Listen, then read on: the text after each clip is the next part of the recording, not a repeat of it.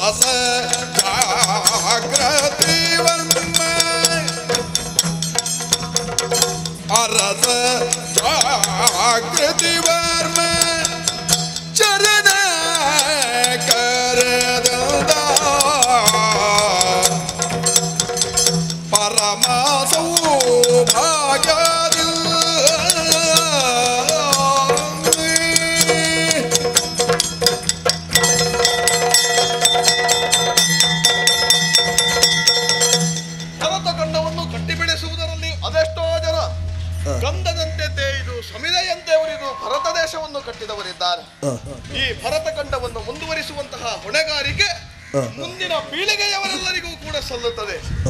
ಈ ಕಾರಣದಿಂದಲಾಗಿಯೇ ಪ್ರಾಜ್ಞರೆಲ್ಲರ ಅಂಬಾಡದಂತೆ ಪ್ರಜಾಪ್ರಭುತ್ವ ಸರ್ಕಾರವನ್ನು ನಮ್ಮ ಈ ದೇಶದಲ್ಲಿ ನಾವು ಊರ್ಜಿತಗೊಳಿಸಿದವರಿದ್ದೇವೆ. ಪ್ರಜೆಗಳ ಅಭಿಮತದಂತೆ ನಮ್ಮ ಇಲ್ಲಿ ರಾಜ್ಯಭಾರವು ನಡೆಯುತ್ತದೆ. ಮತ ಅನ್ನುವಂತಹ ಪದದ ಅರ್ಥವೇ ಹಾಗೆ, ಅಭಿಪ್ರಾಯ ಅನ್ನುವ ಹಾಗೆ. ಪ್ರಜೆಗಳ ಅಭಿಪ್ರಾಯ ಹೇಗಿರ್ತದೋ ಹಾಗೆ ಪ್ರಜೆಗಳ ನಾಯಕ ಅಲ್ಲಿ ಅಧಿಕಾರವನ್ನು ವಹಿಸಿಕೊಳ್ಳುತ್ತಾನೆ. ಆದರೆ ಅಧಿಕಾರದ ಚುಕ್ಕಾಣಿಯನ್ನು ಹಿಡಿಯುವಲ್ಲಿ ಆಸಕ್ತಿಯನ್ನು ತೋರಿಸುವುದಕ್ಕೆ ಯಾರು ಬೇಕಾದರೂ ಮುಂಬರಬಹುದು. ಇದರ ಪರಿಣಾಮದಿಂದಲಾಗಿ ಅನೇಕ ಪಕ್ಷಗಳು ಎದ್ದು ನಿಂತಾಗ ನಮಗೆ ಬೇಕಾದಂತಹ ಸಮರ್ಥವಾದ ನಾಯಕನನ್ನು ಆರಿಸಿಕೊಳ್ಳುವಂತಹ ಹೊಣೆಗಾರಿಕೆ ನಮ್ಮಲ್ಲಿರುತ್ತದೆ. ಅದು ನಮ್ಮ ಕರ್ತವ್ಯವೂ ಹೌದು, ನಮ್ಮ ಹಕ್ಕು ಕೂಡ ಹೌದು. ಈ ಹಿನ್ನೆಲೆಯಲ್ಲಿ ಭರತಖಂಡವನ್ನು ಮುನ್ನಡೆಸುವಂತಹ ಹಿನ್ನೆಲೆಯಲ್ಲಿ ಒಬ್ಬ ಸಮರ್ಥ ನಾಯಕನನ್ನು ಆಯ್ಕೆ ಮಾಡಿಕೊಳ್ಳಬೇಕು ಎನ್ನುವ ಕಾರಣದಿಂದಲಾಗಿ ಚುನಾವಣೆಯನ್ನು ಘೋಷಣೆ ಮಾಡಿದ್ದಾಗಿದೆ. ಇದಕ್ಕೆ ಬೇಕಾದಂತಹ ತಯಾರಿಯನ್ನು ಮಾಡುವುದಕ್ಕಾಗಿ ನಮ್ಮವರಿದ್ದಾರಲ್ಲ, ಯಾರಲ್ಲಿ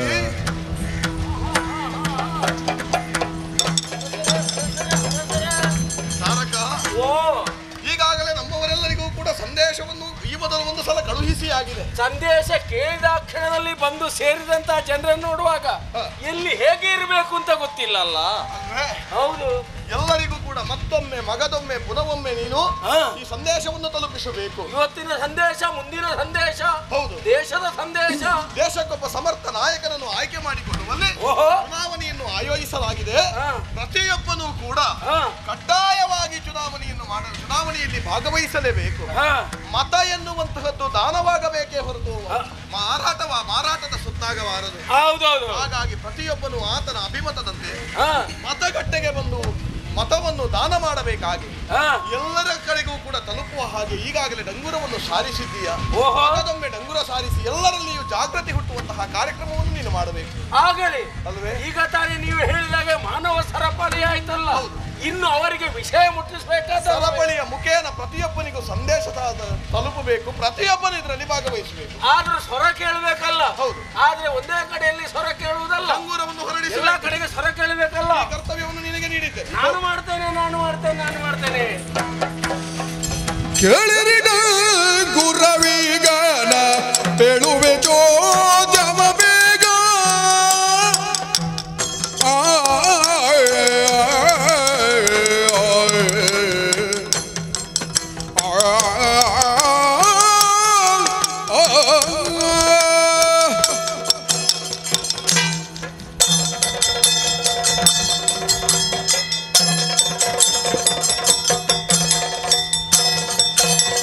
ಕೇಳಿರಿಡ ಗುರವಿಗ ಪೇಳುವೆ ಜೋದ್ಯವ ಬೇಗ ನಾ ಪೇಳುವೆ ಜೋದ್ಯವ ಬೇಗ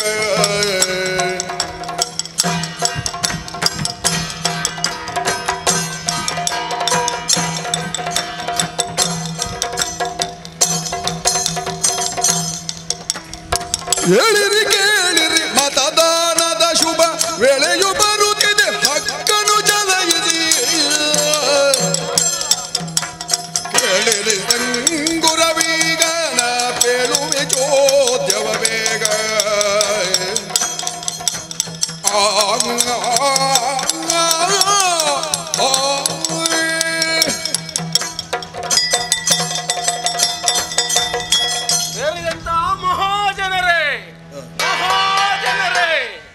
ಮೇಲಿಂದಲೇ ಅಪ್ಪಣೆಯಾಗಿದೆ. ಮತದಾನವು ಈ ಹೊತ್ತು ಬರುತ್ತಾ ಇದೆ. ಮತದಾನ ಮಾಡುವಂತ ಹಕ್ಕನ್ನು ನಾವು ಮಾಡಲೇಬೇಕು. ಮಾಡದೇ ಉಳಿದಂತಾದರೆ ನಮ್ಮ ಹಕ್ಕನ್ನೇ ನಾವು ಕೊಂದಾಗೆ ಆಗುತ್ತದೆ. ಆದ ಕಾರಣ ಎಲ್ಲ ಜನರು ಸೇರುವಂತ ಈ ಹೊತ್ತಿನಲ್ಲಿ ಹೇಳುತ್ತಾ ಇದ್ದೇವೆ. ಅಲ್ಲಿ ಹೋಗಿ ಪ್ರಚಾರವನ್ನು ಮಾಡುತ್ತಾ ಇದ್ದೇವೆ. ಈ ಡಂಗುರವನ್ನು ಕೇಳಿ ತನ್ನ ಹಕ್ಕನ್ನು ಯಾರು ಮರೆಯಬಾರದು. ಅದು ಕೂಡ ಯಾವಾಗಲೂ ಯಾವ ಆದೇಶ ಉಂಟೋ ಆ ಆದೇಶಂತೆ ನಾವು ಮತದಾನ ಮಾಡಬೇಕು. ಈ ದೇಶ ಉದ್ದಗಲಕ್ಕೂ ಮತದಾನ ನೇರ ಆಗಬೇಕು.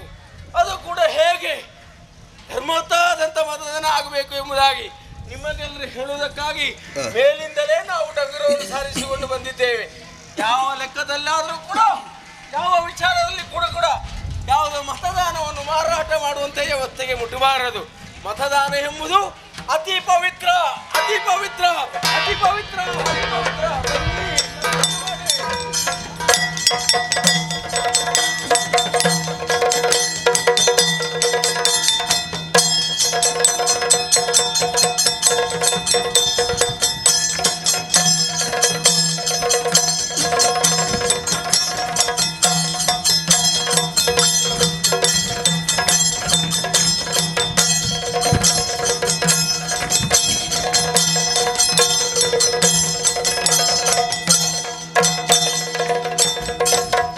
ಚತುರಮತಿ ಮತದಾನ ಕಾರ್ಯವಾಗಿ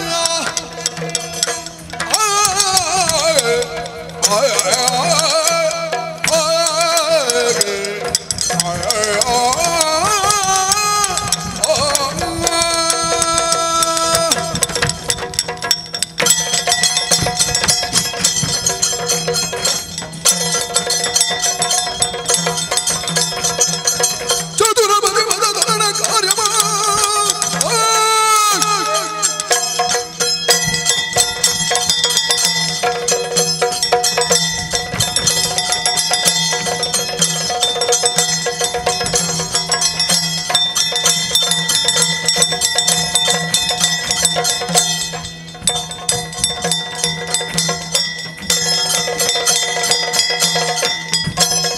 ಚತುರಮತಿ ಮತದಾನ ಕಾರ್ಯವಾಗಿ ವಿರೋಧಿಸಿ ಧರ್ಮತಾಪದಿ ಖದಿಯನುಗುಳುತ್ತ ಕಲೆ ಹೊಗೈವೆಂತನುತ ಮನದಿ ಮತದಾನ ಹೀಗೆಂದು ಡಂಗುರ ಹೊಡೆಯುತ್ತಾ ಅಲ್ಲಿ ಇಲ್ಲಿ ಎಲ್ಲ ಸಂಚರಿಸ್ತಾ ಇದ್ದಾರೆ. ನನ್ನಲ್ಲಿ ಕೇಳದೆ ಈ ರೀತಿಯ ಕಾರ್ಯವೇ? ಹಾಗಾಗಿ ತಡೆಯಬೇಕು, ವಿರೋಧಿಸಬೇಕು. ಯಾಕೆ ಈ ಮತದಾನದ ಕರ್ತವ್ಯ ಏನು, ಪ್ರಯೋಜನ ಏನು ಎಲ್ಲವನ್ನೂ ತಿಳಿಯುತ್ತೇನೆ. ನೋಡೋಣ.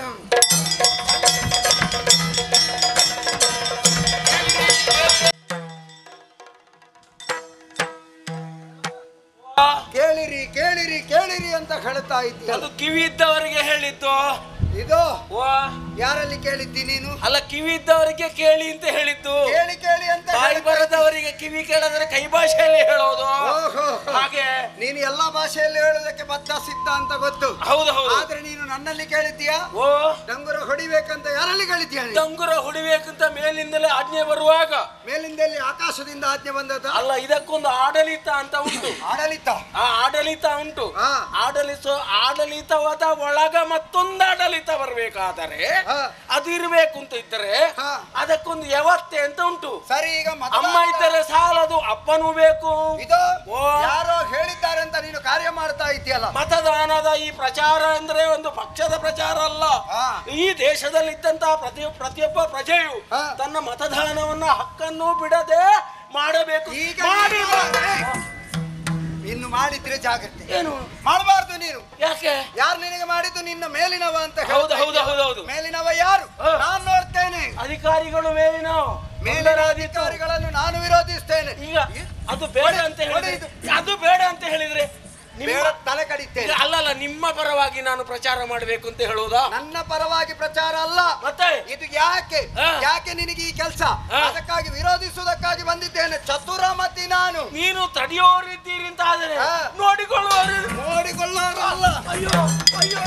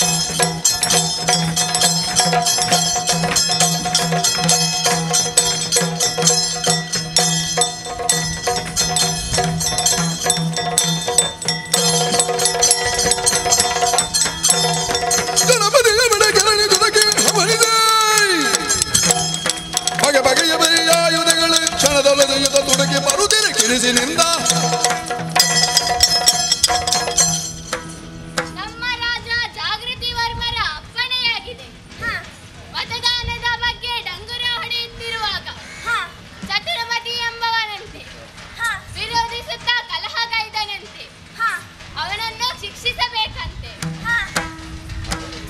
ನಾವು ಮಾಡುವ ಒಳ್ಳೆಯ ಉದ್ದೇಶಕ್ಕಾಗಿ ಆತನಿಗೆ ಶಿಕ್ಷೆ ಆಗಲೇಬೇಕು. ಎಲ್ಲಿರುವನೆಂದು ಹುಡುಕಲೇಬೇಕು.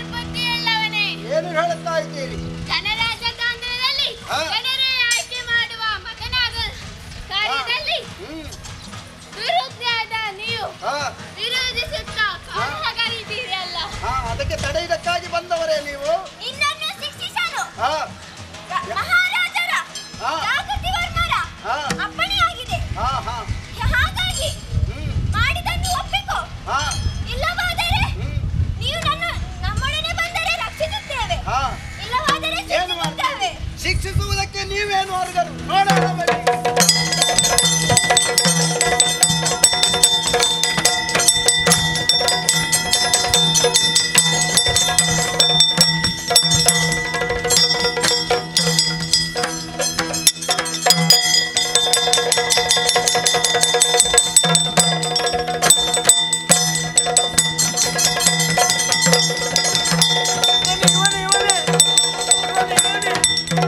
ಏನಿದು ಇದು ಮದುವಿಗಾರವು ಬರಿದೆ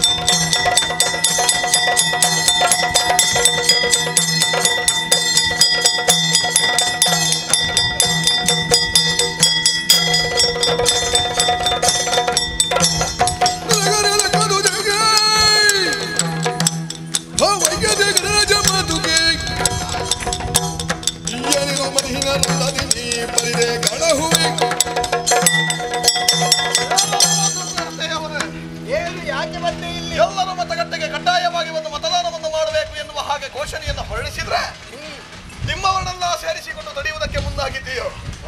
ಮಾನವ ಸರಪಳಿಯ ಮೂಲಕ ಜನಜಾಗೃತಿಯನ್ನು ಮಾಡಿದವರು ಇದ್ದೇವೆ. ಎಲ್ಲರೂ ವಿದ್ಯಾವಂತರಾಗಿರುವಾಗ ದೇಶವೂ ಕೂಡ ಉನ್ನತಕ್ಕೆ ಏರಬೇಕು ಎನ್ನುವಂತಹ ಮಹತ್ವಾಕಾಂಕ್ಷೆಯಿಂದ ಇಂತಹ ಜಾಗೃತಿಯನ್ನು ನಾವು ಮಾಡ್ತಾ ಇರಬೇಕಾದ್ರೆ ನಿನ್ನಂತಹ ಮೂಢನೊಬ್ಬ ವಿಷ ಬೀಜದಾಗೆ ನಮ್ಮವರೆಲ್ಲರ ತಲೆ ಕೆಡಿಸುತ್ತಾ ಇದೆಯಲ್ಲ, ಯಾಕೆ ಹೀಗೆ ಮಾಡ್ತೀಯ? ಇರುವುದನಗೆ ಲಾಭವು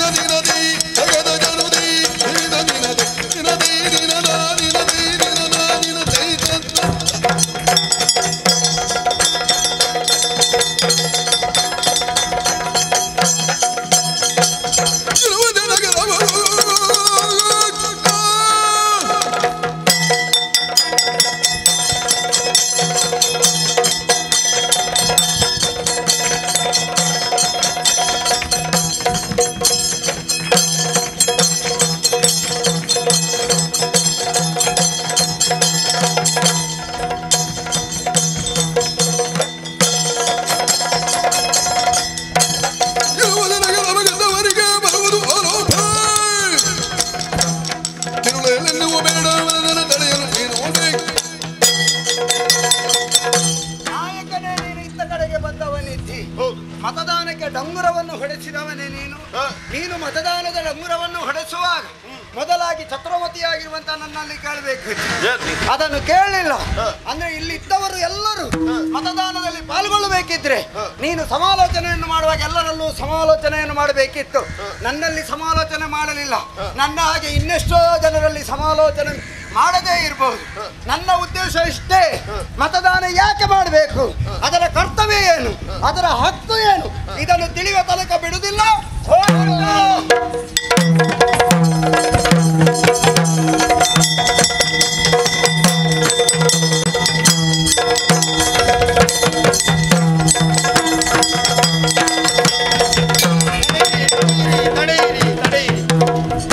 ಬೇಡ ಕಲಹವಿಗೆ ತಾಳಿ ಕೇಳಿರಿ, ನೀವು ತಾಳಿ ಕೇಳಿರಿ. ನಡಕ್ಷೇಮ ನಮ್ಮ ಧ್ಯೇಯ ಮೋದ ತಾಳಿರೇ, ನಡಕ್ಷೇಮ ನಮ್ಮ ಧ್ಯೇಯ ಮೋದ ಕೇಳಿರಿ. ರೂಢಿಯಾಲ್ವ ಸ್ವಾರ್ಥ ಇರದೆ ಜನರ ನಾಯಕ, ರೂಢಿಯಾಲ್ವ ಸ್ವಾರ್ಥ ಇರದೆ ಜನರ ನಾಯಕ. ಈಡೆಗೆ ನಮ್ಮ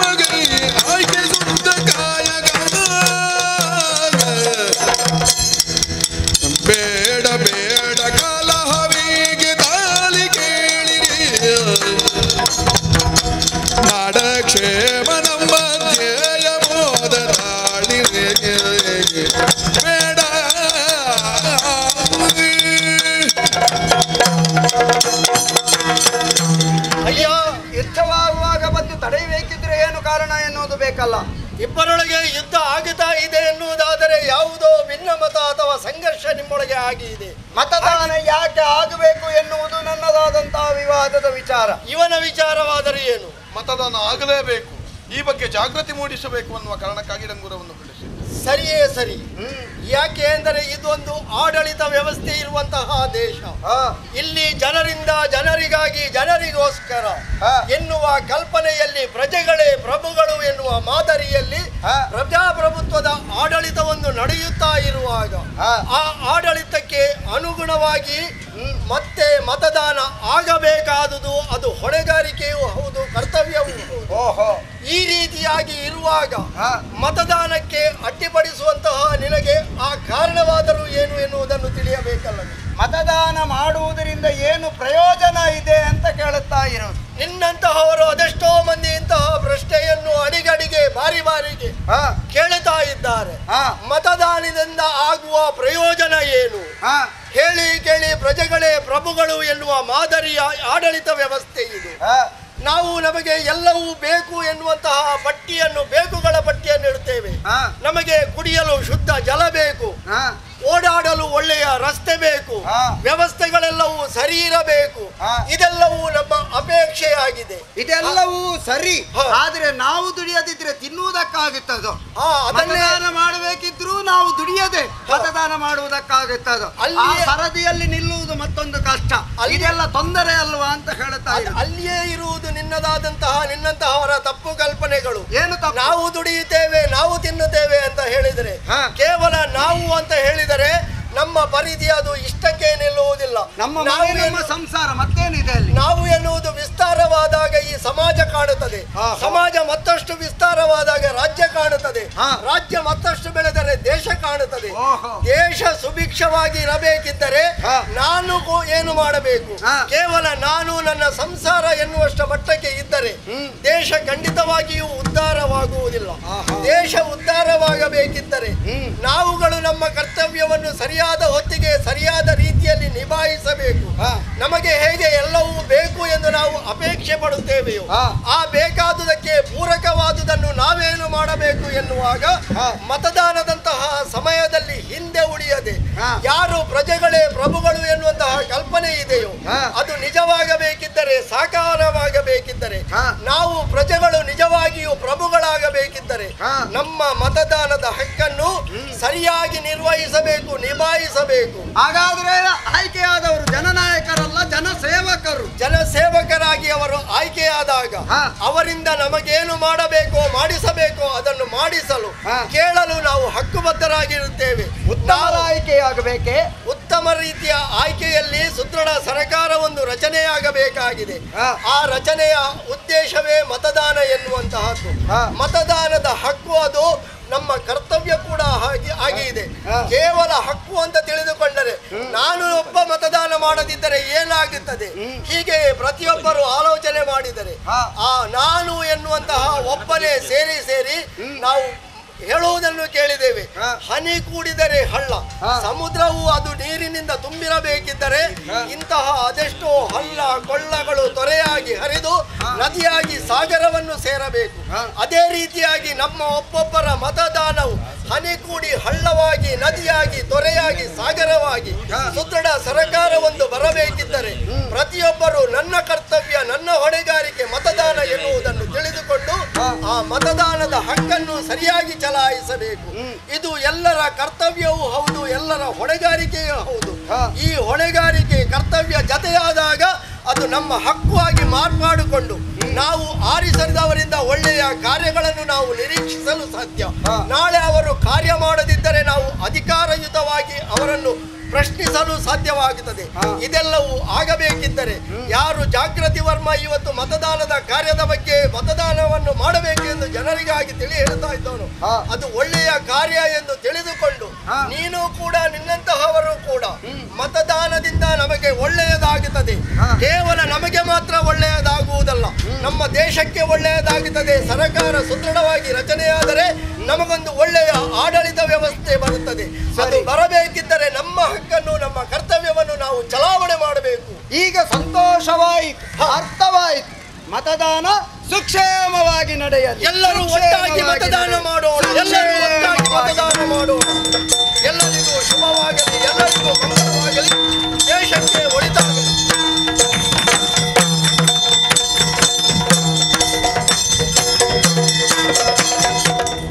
ಆಲಿಸಿರಿ ಆಲಿಸಿರಿ ಮತದಾನವನ್ನೆಲ್ಲರೂ ಪಾಲಿಸಿರಿ. ದೇಶದ ಸುಭೀಕ್ಷೆಯ ತಾಲಿಸಿ ಒಲ್ಲೆನ